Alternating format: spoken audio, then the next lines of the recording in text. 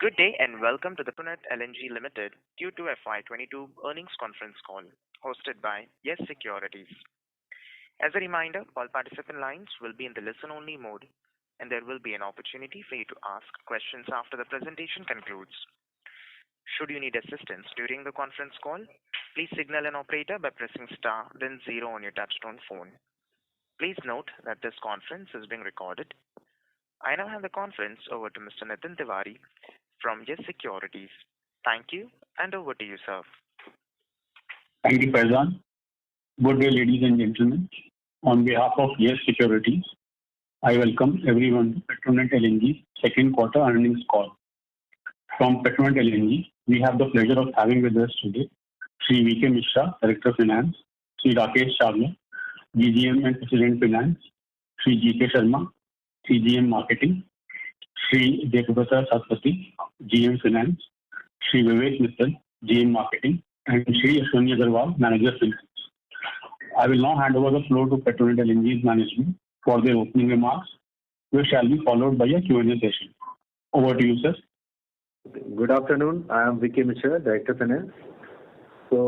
Basically, during the quarter ended 30th September 2021, the Dahej terminal has processed almost 225 TBTU as against 194 TBTU in the previous quarter and 243 TBTU in the corresponding quarter. And the overall performance has been 240 TBTU including the Dahej and Kochi terminal as against 209 in the previous quarter and 254 in the corresponding quarter. As far as the first half is concerned, if you look at the performance has been very good, and we have been able to process 449 TBTU in both the plants as against 444 TBTU in the previous year's first half. So this is how we have performed volume-wise, and if you look at the financial performance, it has been PBT has been 1105 crores as against 851 crore in the previous quarter and 1243 crore in the corresponding quarter. And PAT has been 823 crore in the current quarter as against 636 crore in the previous quarter and 927 crore in the corresponding quarter. If you look at the half-yearly financial performance also, so this first half PBT has been 1,957 crore as against 1,939 crore in the corresponding first half of previous year.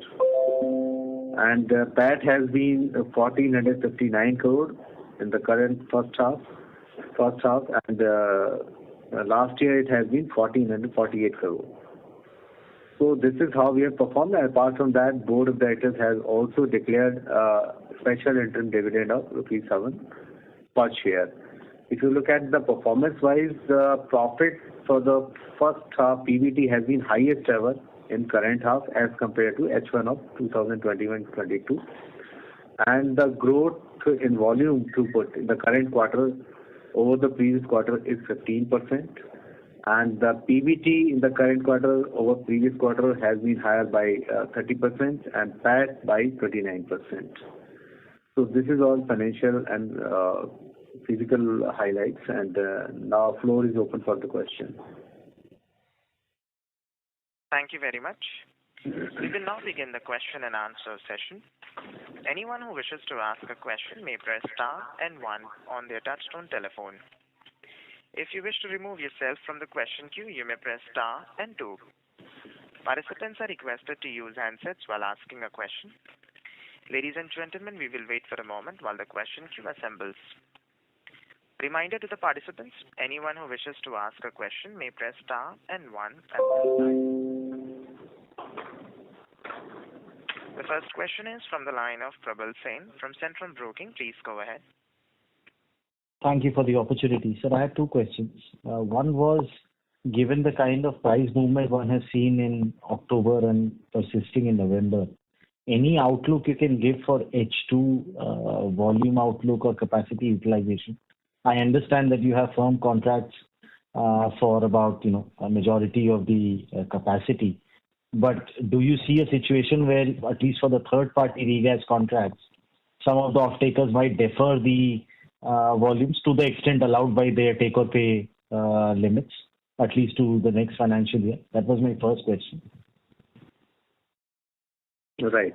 So first question raised is regarding the market scenario where prices are exorbitantly high. Absolutely correct. I fully agree with you. This has in fact discouraged the people to bring spot cargoes to India. But at the same time, if you look at our performance, we have been able to perform almost 99% at that age. So if you compare with previous quarter, it was only 86% capacity utilization. Right. So it is less than corresponding quarter, no doubt. But still, we are able to exhibit our performance on the strength of the long-term contract we are having. And perhaps that is a major reason that we are able to do this kind of performance in this quarter. But if you look at the future outlook, it's definitely not very good in the sense that prices are still very high. And the winter has already set in, and now perhaps demand will further increase in European, Japan, and China. So they are also just trying to store the inventory, taking more cargoes. So they are taking it for winter. But after winter season, I hope that price will further come down. And it's not the normal level. It's a very unsustainable price because at this price, LNG consumption cannot be enhanced. So this is one of the factors I think that which is more optimistic for me is that it is not going to stay for a long time because this price is not sustainable. At least in India, when people will prefer to go for alternate fuels in place of LNG, this price scenario will continue. Perhaps the only solace we have is the long-term contract India has. So that part is good. That gas is costing at around $10 to $10.50 per MMBTU. So that is a good part that we are not impacted by this spot prices. But that it is also true that more cargoes which could have come had the price been in the range of $5, $6, $8, $9, $10. Perhaps more cargoes would have come to India. But that is not possible. Only a very minimal number of cargoes are coming as far as the spot cargoes are concerned.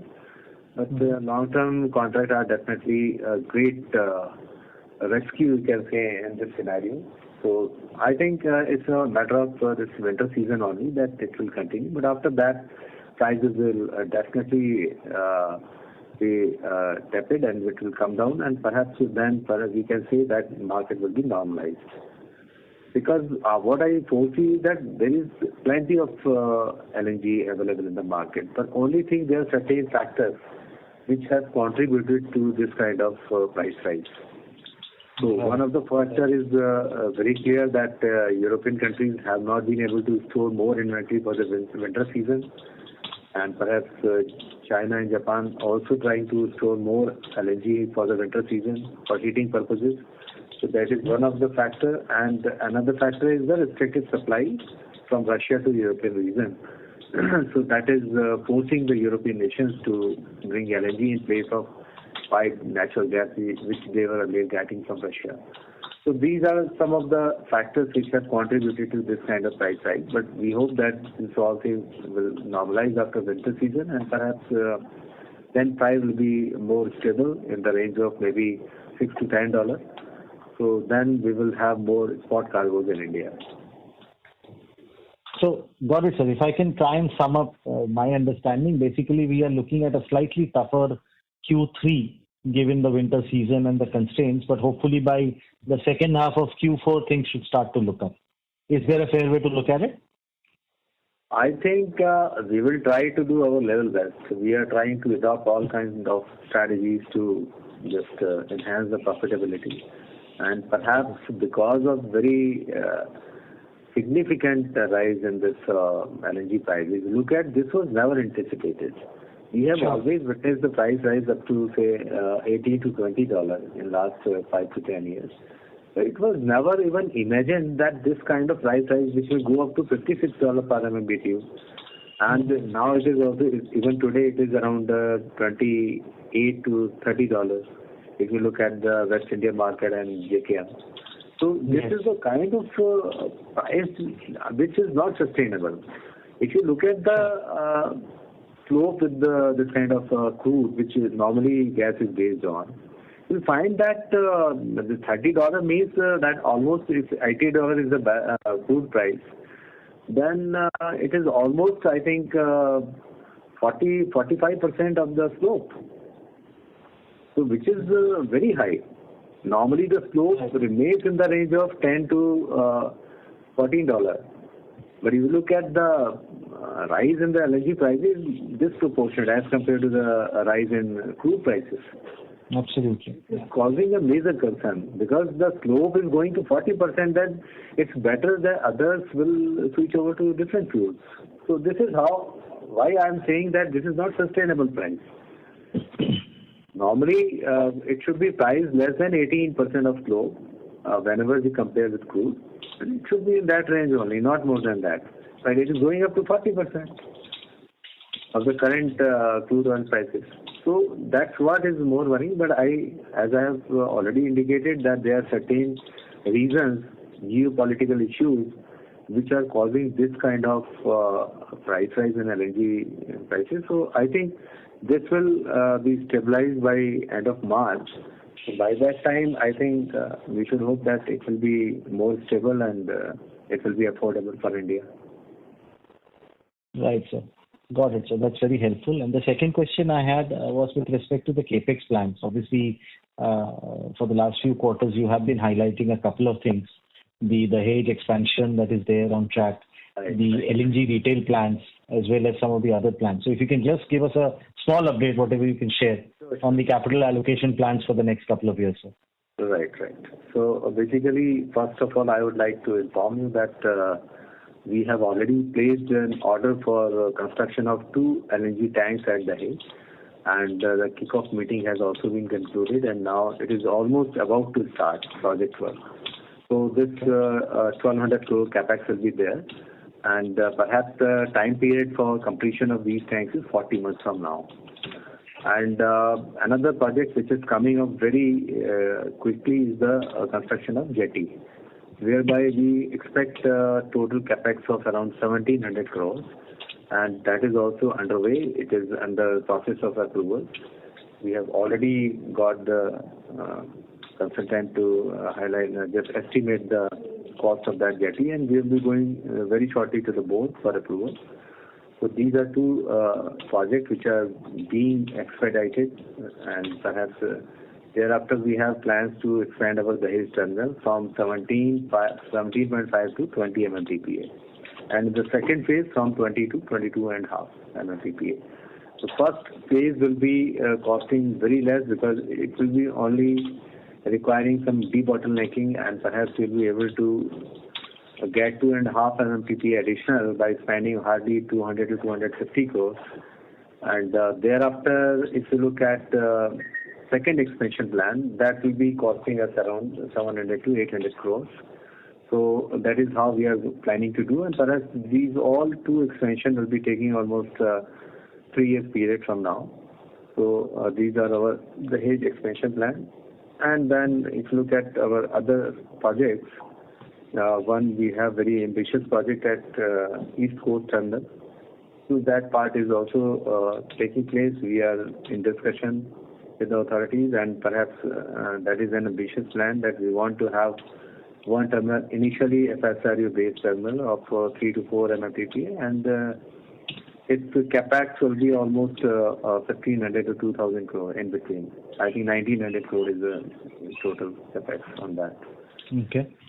So this is how we are doing for this terminal. And apart from that,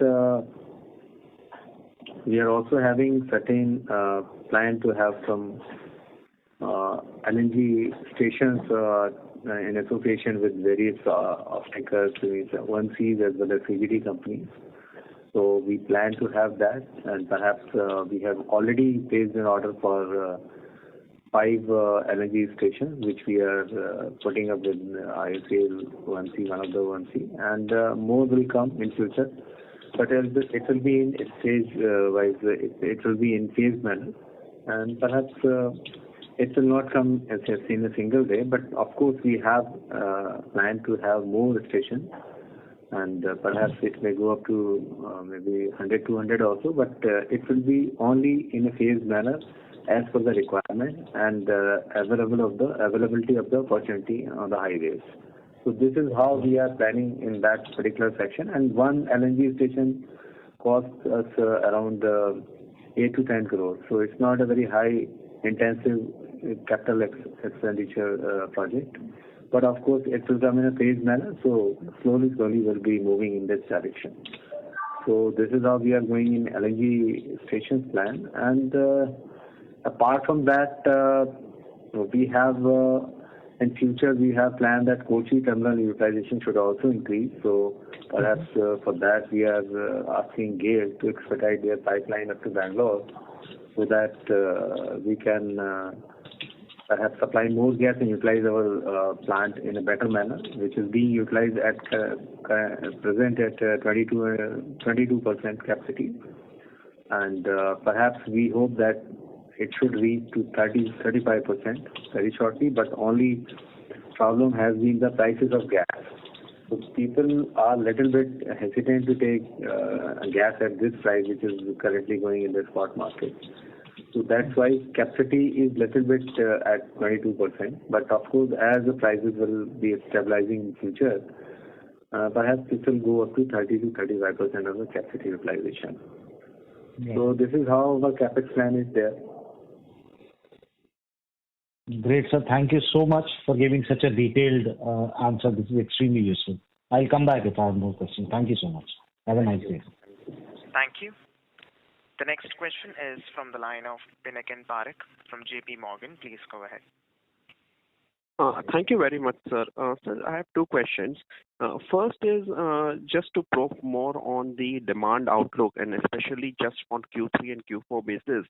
Historically, 2Q seasonally is a strong volume quarter, and the second half volumes fall from the 2Q levels.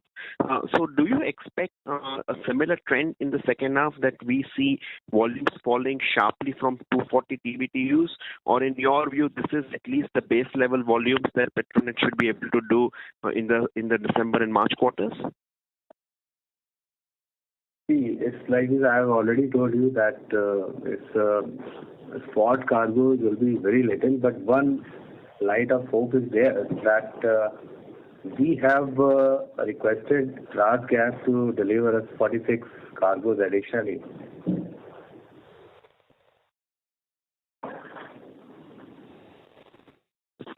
But let us see what happens in that case. We will request RasGas to enhance the supply under long-term contract, if possible, so that we can have more cargoes under long-term contract. Sure, sir. So just to probe that further, is there any progress from RasGas in terms of them delivering those volumes, especially the deferred volumes of the previous years? Do you expect them to have they committed to delivering in this financial year? It's not possible. I think marketing, Mr. Vivek is there. He will explain. Good afternoon, everyone. Vivek. So, as sir mentioned, we are in discussion with Qatar, but at this point of time, thinking contract sensitivity, we will not be able to diverge too much. Let's see how the discussions progress. And also, one must acknowledge that during the Q2, which was from July to September, the whole terminal was closed. So that's the reason typically every year Q2 is higher compared to the rest of the quarters. So this may not be the case going forward. But in terms of capacity holders also, many of our capacity holders like GAIL and some quantity IMC and GSPC had their long-term contracts. This volume continue to flow in under the regas contract. And of course, there are certain flexibilities in the regas contract. So which of course, if anybody is wishing to avail, they can avail. So we will remain within the contractual boundaries. Sure. And lastly, just to understand, how much of your volumes, the flexibility was availed in the September quarter, basically where they don't have to take or pay, and that can be deferred? What percentage of your contracts was the customers availed that in the September quarter? It's not quarter on quarter, it's an annual basis. So at the end of the year only we will be able to give you those numbers. Understood. Thank you very much. Thank you. The next question is from the line of S. Ramesh from Nirmal Bang. Please go ahead. Hello, can you hear me? Yes, sir, we can hear you.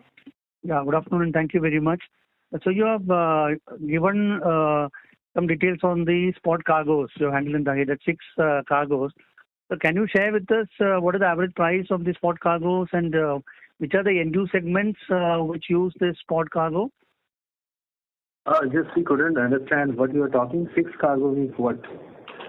So you have handled 6 TBTU of spot cargoes in Dahej as per the volume details shared.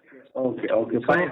This is basically we are procuring some cargoes for ONGC, and for that purpose we have procured some cargoes. So only that thing is there. So normally ONGC is asking us to procure these cargoes. So of course these number I think is hardly, it is 2 cargoes are there. So 2 cargoes we have procured for ONGC.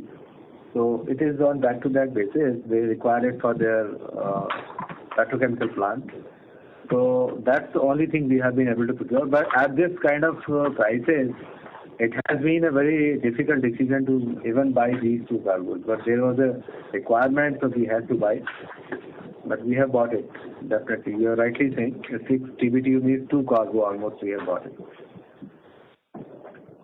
So the second thought is, can you share with us the number of cargoes or TBTU diverted from Kochi on the Gorgon contract, the diversion from Kochi to Dahej? That's 10 TBTs, about almost 11 TBTs. 11 TBTU. And this trend will continue in the second half also, given that Kochi utilization is still about 22%. Targeting It is for half year. 10 TBTs for half year. Half year is for half year. For a quarter it is 4.90 or 5 TBT, and that range will likely to continue. Okay. So can you share with us the contribution from regas margins included in the gross contribution for this quarter? The cooling and other services revenue is 619 crores. 619 crores. 619. Okay. So finally, a broader question now. If you're looking at the current constraints in LNG capacity and global demand, is there a reason to revisit the kind of discussions you are having with Tellurian to tie up equity LNG? And is there any discussion at the board level to look at additional tie-up of LNG through investing in a liquefaction plant? Any thoughts on that? No. There is no plan to go right now for this kind of investment, and perhaps nothing is on cards. Tellurian part is already disclosed earlier, and that MOU has already expired, so there is no further talks on that. And you are talking about investment in liquefaction terminal. Nothing is there right now, so there is no comment. And because LNG otherwise is available in the free market, there is no additional benefit after investment. So, and this is not the right time to go for the investment in these terminals. So right now there is no plan, but in future if there is any, we will certainly discuss with you. Okay, thank you very much. I'll join the queue. Thank you. Thank you. Ladies and gentlemen, in order to ensure that the management is able to address questions from all participants in the conference, please limit your questions to 2 per participant. Should you have a follow-up question, we would request you to rejoin the question queue. The next question is from the line of Amit Rustagi from UBS. Please go ahead. Okay, thank you, sir. Sir, could you give us any update on the Kochi terminal tariff? I know you have mentioned in the notes to accounts, but any progress on that? Kochi terminal tariff. Tariffs, yeah, renegotiation. Yeah. It is there because we have disclosed in accounts also that we are in talks with the off-takers to increase the utilization of Kochi terminal. So we have asked them to commit more volumes to that terminal. And based on that only, we will revise the tariff on the lower side. But This is under discussion. It has not been confirmed by them how much they will do. So if they do it, then certainly in long run we shall be benefited, and then we can think of reducing the tariff also. So that is under discussion. So right now we cannot disclose more about that. But that is true that we are in discussion with them to commit more volume in Kochi. Okay. And sir, my second question relates to, could you explain us lease accounting impact in this quarter? And there is a notes to accounts, again, point 4. The company has invoiced, 198 crores. So can you explain that what is the real impact of this in the current quarter? Second part I can explain. First part my colleague will explain on that. So this basically there has been an agreement with one of the customers, and we have said that we'll adjust around 65 crores because they have committed volume in Dahej terminal, Kochi terminal in place of Dahej. So we have considered that somehow we have got the revenue. So there is no loss as such, because had those cargo been brought to Dahej terminal, we would not have levied any user pay charges. So we have considered their cargo at Kochi as it has come to Dahej. So basically this is over and above the committed volume for Gorgon, because Gorgon commitment is already there. Apart from that, if because they had brought some spot cargoes there, so we have considered that as part of utilization of Dahej capacity, because ultimately our Kochi terminal is already underutilized. So somehow we have got the revenues whether at Dahej or Kochi. So that part we have considered, and that's why we have adjusted that part, 65 crore, from the total outstanding, because they have given us the revenue at Kochi in place of Dahej. Okay, so 65 crore has been booked additionally in this quarter. Pardon? 65 crore has been booked in this quarter as revenue. This quarter we have booked, yeah. So this is additionally we have booked. Okay, sir. And the lease accounting impact? Lease, as far as the lease accounting is concerned, there is 137 crores gross margin level positive. Then there is 4 crores of gain, forex gain, and 7 crores at the level of operational expenses gain. Then depreciation 85 crores negative, and finance cost 77 crores negative. So net impact is 14 crores negative at the profit before tax level. Okay, sir. Got it, sir. Thanks a lot. Thanks a lot for answering the question. Thank you. The next question is from the line of Varatharajan Sivasankaran from Antique Limited. Please go ahead. So, just want to understand if there was any inventory gain last quarter. Please repeat your question. We couldn't hear it. Any inventory gain last quarter, sir? Inventory gain. Inventory gain is 28 crores. 28 For the current quarter. 28 crores. Secondly, on the capex program, you were mentioning about the details. So you mentioned the first phase is going to cost only 200-250 crores, and the second expansion of around 700 to 800 crores. On the other hand, you mentioned 1,200 crores of 2 tanks plus 1,700 crores of jetty. So I just wanted to understand how these numbers break down between phase 1 and phase 2. See, it's not a phase 1 or phase 2 means that still we can process 20 MMTPA with only 6 tanks being in place.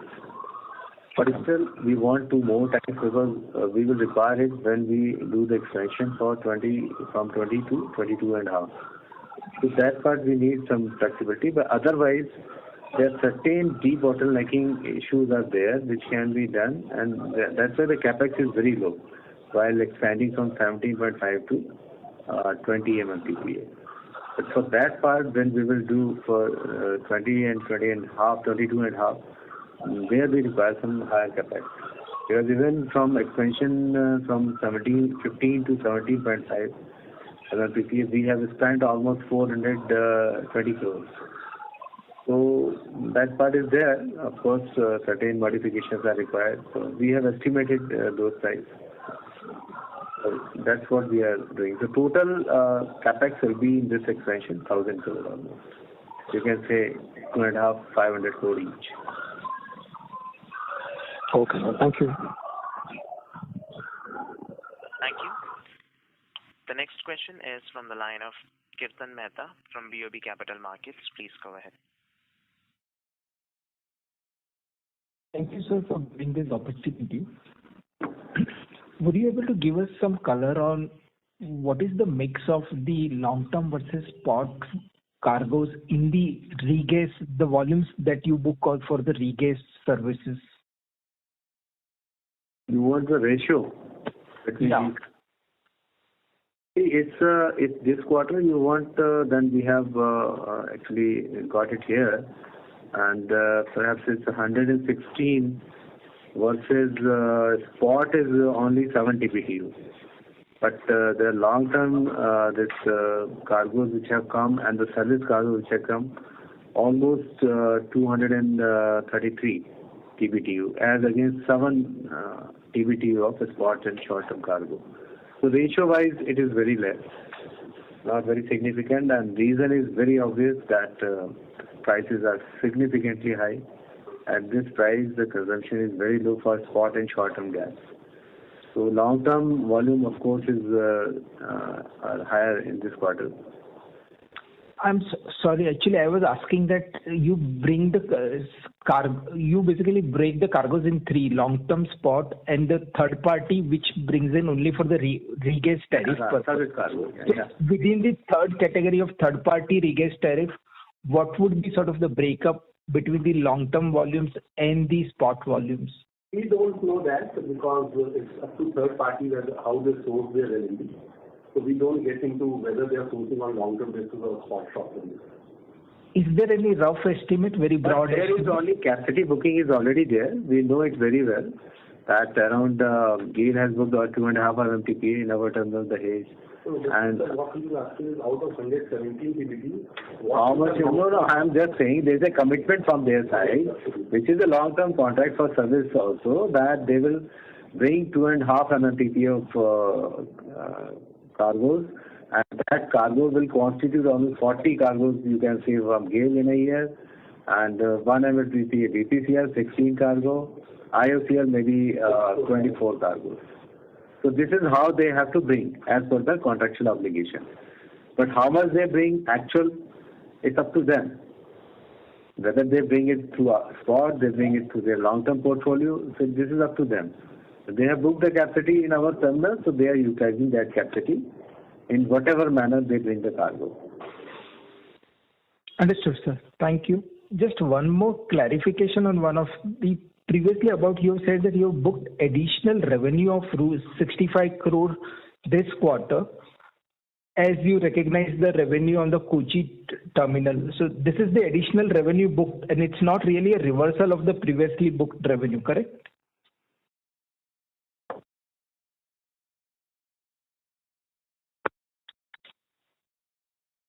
Hello, are you able to hear me? This is the operator. We are not able to hear the management audio. Yeah, please. Just I want to. You are asking about 65 crores. Yes, sir. Yeah. So basically, I will give you the detail here that it has been outstanding amount since last year actually. So it has been there, and perhaps there was a request from their side that you consider that because ultimately they have brought the cargoes. So we consider that request this year. It's pertaining to almost 2020. This amount you can see in the other expenses.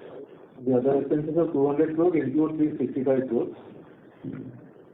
This is actually in the cost side, not in the revenue side if you are asking for. Yeah, it's not. The revenue was already booked in earlier years. Right. So it has the earlier booked revenue has been reversed this quarter as you have waived off this revenue. We have got the revenue ultimately from Kochi terminal in place of Dahej. So we have considered their request, and that's why we have adjusted this year. So there is no additional revenue booked on this account this year. Understood, sir. Thank you. I'll come back in the queue. Thank you. The next question is from the line of Vidyadhar Shinde from ICICI Securities. Please go ahead. Yeah, thank you. Good afternoon. In the last earnings call, when I asked you, you had stated that you were expecting about 16.5 million tons of volumes in Dahej. So after first half is over, do you still expect that number to be 16.5, or could it be lower or higher? Where some hope of higher was coming is that Q2 annualized number looks like more like 18 million tons. So was it because of the off-takers picking when spot LNG was relatively cheaper, they have picked up more cargoes? Was that the reason? And are you still expecting 16.5 million tons in FY22? Yeah, we are always hopeful, because if you look at the first half, I have just informed you, we have already processed 449 TBTU in this first half. If you look at the performance, it will continue in this range. We will reach almost 900 TBTU. So it's always going to be there, not less than 16.5, I think, if it goes in the same manner. Maybe slightly it may be less, but we expect that it should reach that level, because the long-term contracts are very much in demand. So all the cargoes are coming in time and all are taking it. So there is no default in that. There is no postponement of those cargoes. So that part is going on, so that is a good thing. And perhaps because on the strength of that long-term contract, we shall be able, because we have in the first quarter itself, we have done good job, and perhaps we have processed almost 190 TBTU, 94 TBTU, even though there was a lot of impact of lockdown and other things. So we hope that the situation remains normal like it is now. Perhaps consumption will continue to increase. Only dampening part is the price rise in this spot LNG. So that is not helping in bringing more spot cargoes in India. But long-term contract will continue. So perhaps we hope that we have already done 449 TBTU in the first half. Perhaps we will be able to do it in second half also, almost similar performance. Okay, so are you basically saying 16.5 or worst case slightly lower? You see, if you look at 16.5, I'm telling you the exact total amount which is going to be there, because if you look at 17.5, so it means that almost it will be in the range of I think 51 is there. It should be 17.5 means we should process almost 892.5 MMTPA, TBTU. 892. And now I am telling you 449 we are already done. So it means if we do 400, even 450 we do, it will reach 900. Okay. So that means it will be almost 17.5. You will leave apart this 16.5. 16.5 means, you are saying 16.5, that means it should be in the range of 841 TBTU, which we certainly will achieve. Mm-hmm. Because we need to process only 400 more. Okay. Less than 400. Okay. We committed. Yeah. My other question was regarding this backlog of volumes which you are trying to get from RasGas. Just wanted to find out, is it, if this volume comes in, is it more likely in calendar 22 or FY23 and not really in the current calendar or financial year? It's all question we cannot answer now, and it's all premature. Let us see what happens. But one thing which has already been in the public domain, that we are trying that, and perhaps as and when there will be any development on that, we will let you know. Then nothing can be predicted right now, because all will hamper the process. So we will not disclose anything, which is what is going on and what is the process, how it will happen. It's all premature. It is only a request. They may or may not agree. Okay. Lastly, on the 65 crore, which I was somewhat confused, is it actually just a prior period expenditure in this quarter and not really an income? Which one? The 65 crore which you recognize. My initial understanding after you first answered was that it was a prior period income. Now you seem to suggest that the income. Prior period income, it's basically, you can see, it's In fact, booked in use of pay charges, which is an income in the previous year. So it is already booked there, and accordingly that has been considered this year. So you can say that earlier income has been reversed. Okay, so you are actually reverse in this quarter. Yeah, it is a reversal only. Actually, provision has been created against the prior period, against income booked in the prior period. Okay. Okay, so actually, if you are to focus on the current quarter, your expenditure actually got bloated by 65 crores. Yes. Actually, to that extent, the profit is higher. Yeah. Yes. And had this not been there, profit would have been even higher. Okay, thanks a lot. Thank you very much. Right. Thank you. The next question is from the line of Avadut Sabnis from InCred Capital. Please go ahead. Yeah. So going a bit more again on the same Kochi tariff issue. Okay. What I'm trying to understand, 2-3 things. When you're saying it's related to committing additional volumes, it is additional volumes only at Kochi, right? So if somebody comes back saying, I'll give you additional volumes at Dahej, that is not will be acceptable to you. No, that is not acceptable. And that will be also a use pay type of contract. It's not that you simply say, I will bring and then don't bring it. It will be a contract use pay. So either they have to commit, that means in case they are not able to bring it, then they have to pay it. Secondly, sir, on the suppose whatever they come back and saying, okay, we'll take additional 1 million ton or use of pay, and accordingly the tariff has to be revised down. Okay, whatever may be the revise, whether it's 10%, 20%, will it be with retrospective effect from 1st of April 2019? Regarding the regas charges you are asking, from the Kochi? Yes. Yeah. The understanding is that you see, when the volumes are committed, our objective is to get the volumes committed, and the price and the tariff is taken a view over a period of, in our pricing models, over a period of till the end of the terminal till 2039. So over that period of time, the tariff calculation deduction will start from 1st of April 2019. So that is not a problem for ELL as a company. Our objective is to get the volumes booked in the Kochi terminal so that the utilization of the terminal goes up.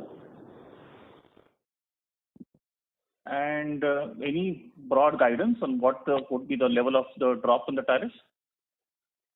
No, we cannot predict that now because it is all, until something happens, we cannot disclose all those things. But certainly, if it happens, it will come to your knowledge also. But if they don't commit, then there is no reason why they will not be paying at whatever level we are now at 79 rupees. So they will continue that, which has gone up to 87 now. It was in 2019, it was 79, but now it is 87 rupees. So firstly, we see no risk at all. I mean, if they don't commit to additional volumes, you don't see risk. They will pay. Yes, they have to pay as per contract. Okay, so there is no risk on the existing tariff. No, there is no risk unless there is a commitment. Okay. Second question was in relation to the take or pay. Okay, there was 198 crores, as I said, which are invoiced, and I assume out of that 198 crores, 65 crores has been reversed. Right. So out of 3 customers, you have arrived at the settlement with 1 customer. Am I understanding right? Right. So what happens to the other 2 customers? I mean, in the earlier quarter, I think there was a assurance given in terms of those notes that you don't see any negative impact at all on the financials as a result of the dispute, whereas we already seen 1 negative impact in this particular quarter. Do you see a further negative impact potential going forward? I mean, can you give us some clarity on that? See, without getting into more details on this, because discussions are still going on, this is only a provision created. After the finalization, it will only be done. The thing is that this is the major item actually within that 190. No, it's all will be recovered. I'm telling you, there is no chance that it will not be recovered. All will be recovered apart from this. Because if you look at 210 crore was there on 198 crore. So out of that, some amount has already been paid. Almost 54 crore has been paid. So balance, if you look at, it remains only to the extent of 71 crore. So that will be paid. This is only just because of this that we have agreed to it, that unless until balance amount is paid, we will not, in fact, agree to this kind of adjustment. So I think there is nothing on risk out of that 198 crores. So perhaps we are hopeful that that will be paid because 54 crore has already been paid out of that.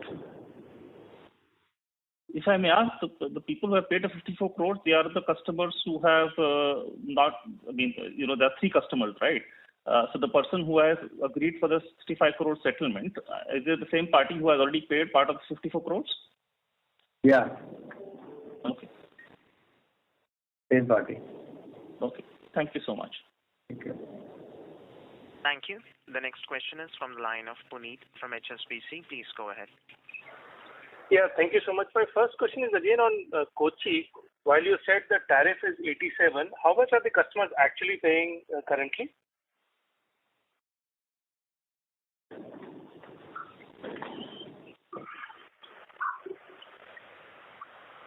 Hello? Can you hear me? Yes, we can hear you, sir. Okay. So I think you are asking how much customers are paying. Yes. So you're billing them 87 rupees, but how much this part we would not like to disclose, but this is correct that they are not paying what we are demanding. So perhaps because things are under discussion, so they will pay it otherwise. Because all our customers are these Maharatna companies, so they have no problem in paying it. The only thing is that they have to take the approval from their board and for committing more volume, because they are interested in committing more volume. So they want that they should commit some volume to PLL and get some benefit from price reduction in tariff. So that's why they are not paying, but of course they will pay whatever outstanding. So in your almost 2,000 crores of trade receivables, how much amount would that be attributable to the difference? How much you are saying? 2,000? Yeah, 2,000 crore of receivables. This is the current tariff. It is. Yeah. Right now, basically, as it has been told that since all discussions are going on and as on the verge of finalization, all these numbers we will not be able to disclose right now.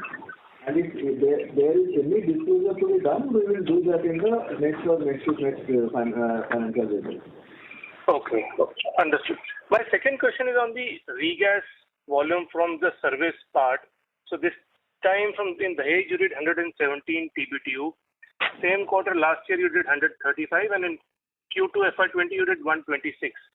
So the loss of volume, do you expect to be made up in the subsequent quarters? We should hope, but because of the current scenario, it is becoming very challenging. But still we hope that if they will not bring the cargoes, we will levy this use of pay charges on them as per the contract. Okay, so they will have to still pay attributable charges. That's the contract, that they have to pay if they don't use it. Understood. That's very helpful. Thank you so much. That's all from my side. Thank you. Thank you. The next question is from the line of Vikas Jain from CLSA. Please go ahead. Hi. Thanks for taking my questions. Can I understand this adjustment little bit better? So you have already booked this revenue, this one-off that we are talking about, in the earlier quarters or years or whatever, that is this about 198 crores or so.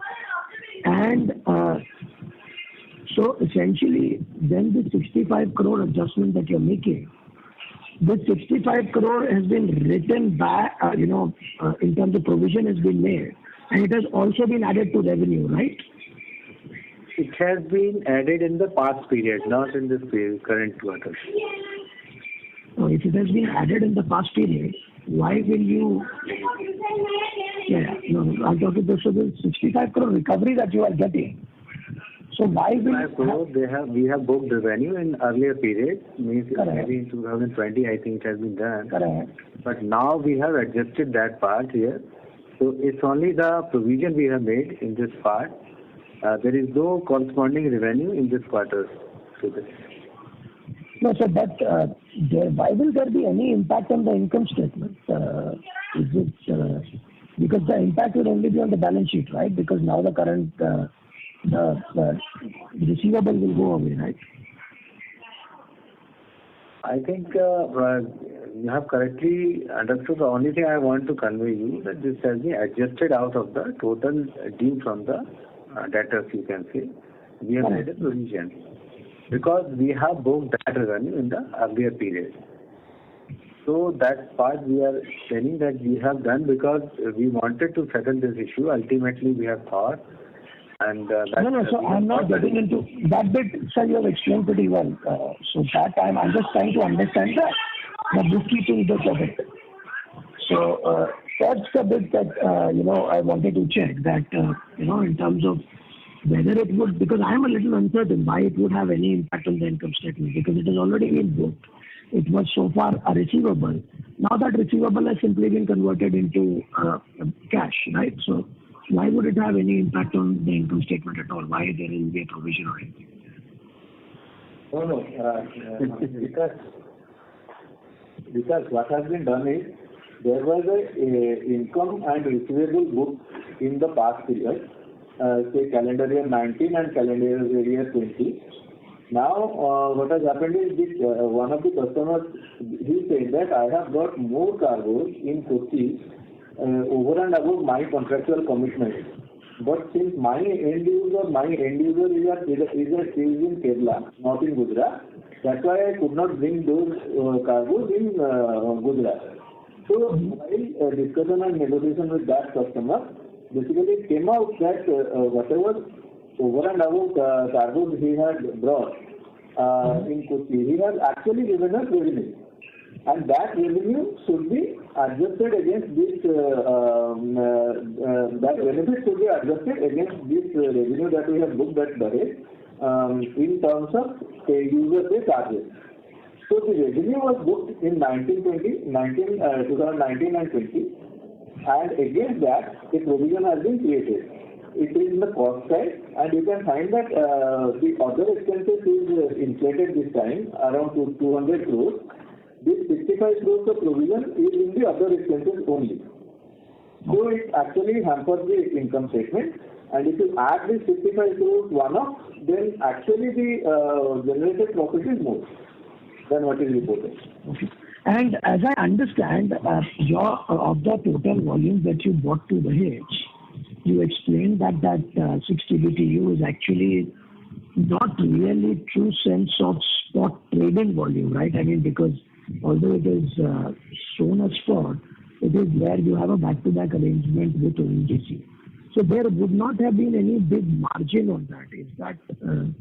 Is that the correct understanding, or there would be reasonable trading and marketing gain on that? Actually, we do not discuss because of our unique relationship with our customers.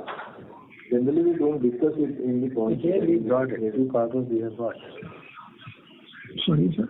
We have bought 2 cargoes this time. We are showing here the number of cargoes being 60 BTU we are bringing. So we have in fact brought actual cargoes from outside this time. It has margin. See, the way you explained, that's what I was asking. It is of course with a margin, some margin may be there. But not only regas because we are procuring it. So it will be having some trading margin also. Okay. Thank you so much. Right. Thank you. The next question is from the line of Vishnu Kumar from Spark Capital. Please go ahead.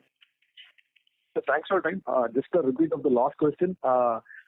Any non-regas income that you have booked apart from the inventory gain of 28 crores? Do you have any storage and offloading or any user pay that you can tell? Non-regas. Other than regas charges you are asking? Correct, sir.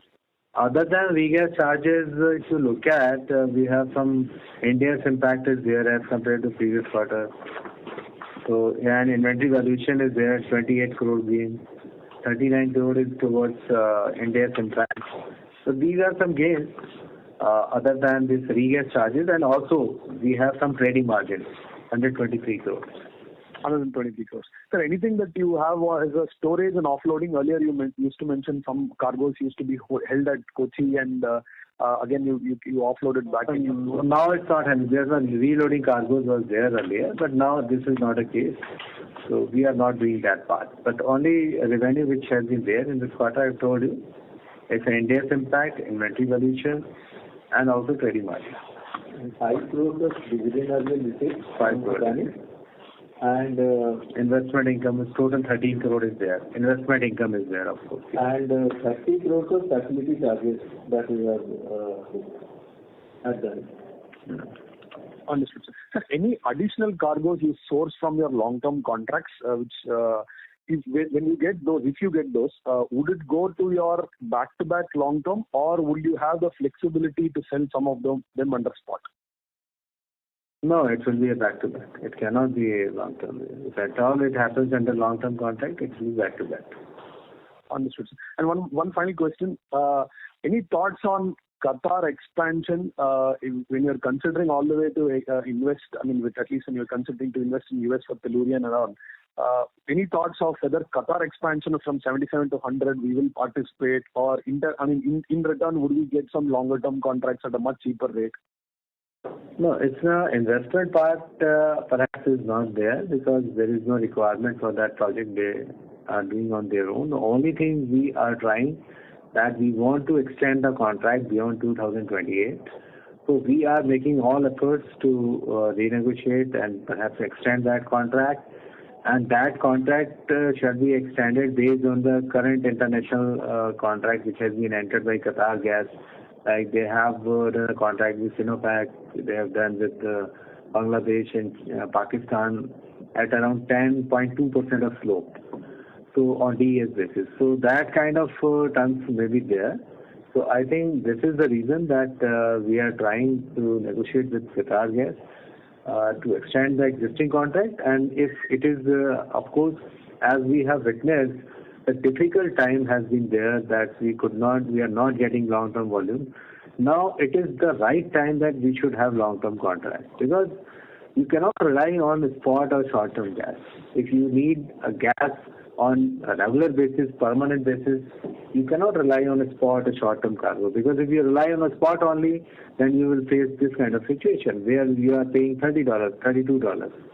So we will try to have more gas from Qatar or anybody else so that we can increase our portfolio also, and at least we will definitely be making our effort to enhance the contract of 7.5 MMTPA. We would like to source more gas because the demand in India is likely to increase by 2030. So I think there will be more gas required from outside India, and perhaps we want that this contract will be extended. And perhaps that will be done, and that will be in terms of the current prevailing international contract which have been entered by Qatar Gas or anybody else. Got it, sir. And one final one, sir. On the East Coast terminal, let's say if there are 4 things you need to pick up before you go for a FID, where would you be now, and what are the things that you need to get a better comfort or some understanding with some government or entities before you actually go ahead and announce a project? We are making all demand assessment. We have already appointed a consultant. He has done the demand assessment, and perhaps demand will be there. And we are hopeful that perhaps some capacity will also be booked if possible. Maybe not to 100%, maybe 20, 30%, 30, 40%. So that will be helpful us, and balance we can market. Perhaps demand will be coming up in the eastern India because so far there has not been any pipeline in that part of India, so that's why consumption could not take off there. But now it will not happen, and perhaps more industry will be coming on that particular reason, and perhaps more gas will be consumed in that sector. And we are hopeful that while putting up the terminal, we will try to rope in the customer also, so that at least 30-40% capacity can be earmarked for that customer, and balance we can market on our own. So this is our endeavor. And let us see what happens. But there is a need for terminal on the East Coast. That we will go for. Any indicative timeline, sir, in this particular build that you think that you may come up with a final SIB plan, let's say 18 months, 24 months? You think that you can close something, or it's still open? The discussions are going on, but we have a plan to have a terminal by 2025. So this is the timeline. In between, we have to finalize everything. So backworking, even if it requires 3 years, which means somewhere next year we'll have to probably announce to get We'll have to. Because it will take 1 or 2 years. Because this will be a FSRU-based terminal. So it will not take much time. Got it. Not a land-based terminal, which takes on normally 36 or 40 months. So it will take less time. Indicative capex if you got to do this. Indicative? Capex if you need to get this done. Indicative capex, I have told you around 1,800, 1,900 crores will be there. Understood, sir. Thank you. Yeah. Thanks and all this, sir. Thank you. Thank you. The next question is from the line of Amit Murarka from Axis Capital. Please go ahead. Yeah, hi. Thanks for the opportunity. So just sorry to harp back on the question of the customer commitment. So in the results release, I think what is mentioned is that the customer is already off. Sorry to interrupt you, Mr. Murarka. We are not able to hear your audio. We are not able to hear. Mr. Murarka, we are not able to hear your audio clearly. Please use the handset mode.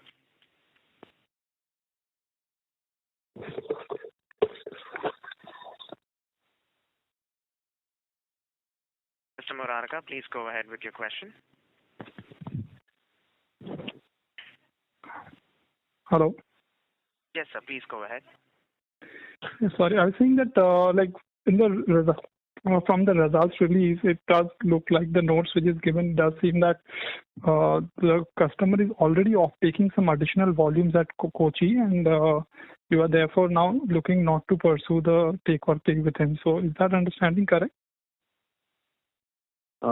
In Kochi, you are talking about? Yeah. So the same discussion is already happening. Charge, I think. It's a Kochi terminal is not having a capacity booking at all.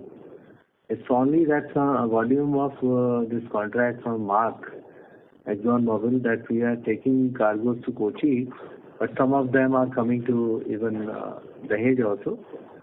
So Kochi as such, I couldn't understand your question. No. So the wording, I was just going by what is written in the notes to accounts of the results release. Right. I will see the note account. Yeah.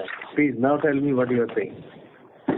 Yeah, I think that the notes to account says that note number 4, it says that pending settlement on issue of take or pay based on negotiation, the customer is already like on the basis of higher volume achieved by the customer in the other contracts or location. So it says that the customer has already achieved higher volume in that location. So I was just I just wanted some clarity. So does that mean that the volume is already getting done at Kochi by the customer, or like will it be done in the future? And if it will be done in the future, is there any timeline for that take or pay commitment? No, it has already been brought by them in that particular region, Kochi. They have brought 2 cargoes there. Okay, so then it is already done and settled then. Yeah. So this has been already brought by them. There is no commitment for future. That's why we have agreed. And there is no other customer who has done like this. So it is only one customer who has brought all the cargoes in place of Dahej to Kochi. There is no other customer who has brought any cargo anywhere in either of our terminals. So it is only in one case it has happened. So we have considered that. Sure. And just one more question is on the system gas loss, which happens as part of the regasification process. So, like, where are we right now on that? I mean, I remember earlier the number used to be, less than 1% or something like that. This loss we are talking about boil off? Yeah, boil off, yes. Boil off is as per contract. I think there is no boil off. You are talking of in respect of Kochi? No, at Dahej, I meant. So it is as per contract. Contract is there. Okay, but would you still be able to, because for let's say the spot cargoes and all that, it could make a difference. So what would that number be as of now? That part is not. Oil off is something which is consumed in the process of regasification. So basically, that part is not disclosed anywhere, and also it is utilized in the system itself. It's a boil off. It is being the cost for using the system, using the regas plant. So I think that part is consumed, you can say, safely. Okay. No, I understand, but I just wanted to understand the percentage range of that boil off. Like, is it like 0.7, 0.8% or lesser than that? I think that part. See, that is the operational issue. I mean, we don't disclose that. But what we can disclose is as per the contract, whatever is the boil off that has been agreed with the customer, that is being charged. And we are within that range. And the consumption is within that range. Okay, sure. Thank you. Thank you. Ladies and gentlemen, that was the last question. I now hand the conference over to the management for closing comments. Thank you very much, and perhaps we are happy that you have asked all your questions which you think were required, and we have always sought your cooperation. We have sought always your assistance in any matter, because after all, it's the feedback from you people only, which in fact encourages us to do even more so that we can increase the profitability. So perhaps we will continue to get the kind of cooperation you are giving. And anytime, even after not only this conference, you feel that you have some doubt or you want some clarification, you are free to talk to myself, my team members, and we'll clarify, and we'll also seek your assistance in doing something which can help us in increasing our performance, increasing the bottom line, and also increasing the efficiency of the operations. So perhaps those things help, because you people, in fact, suggest from outside, so it's more important for us to look at your suggestions also. Thank you very much. Thank you. Ladies and gentlemen, on behalf of Yes Securities, that concludes this conference. Thank you for joining us, and you may now disconnect your lines. Thanks.